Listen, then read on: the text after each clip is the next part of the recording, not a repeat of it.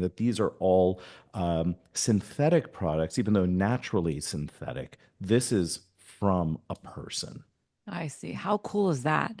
So good. We sew on skin grafts that are derived from human tissue grown in a Hmm. lab. Hmm. So 2025 is an exciting time for regenerative medicine because somebody who's super thin, like me, probably couldn't get, if I had a hip dip or wanted to get body contouring, where would you take the fat from? And so this is exciting that it's, derived from human tissue because before we didn't think that was even possible.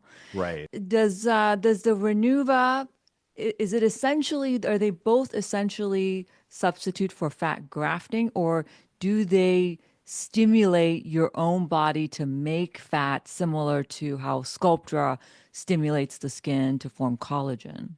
Renuva never overtly said that, hey, this brings in fat. And it was this kind of lesson that the guys that are using it eventually found out.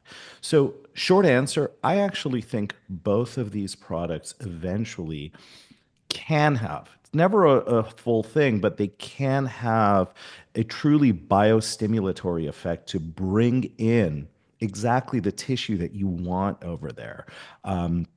Initially, again, in the old Renuva days, they would say, oh, it lasts about 2 years. Well, I've done it on a number of people, and that result is permanent, and that Mm. result clearly has been replaced by fat. Hmm. The tricky thing is, though, in some cases it didn't work as well, and it's still not bad if it's there for a couple of years and it gives Yeah. some nice bulk.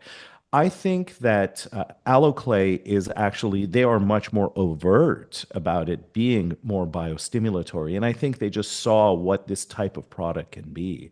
And I do think they're talking more about it being something that will pull in those fat cells eventually and give you potentially a more long lived response.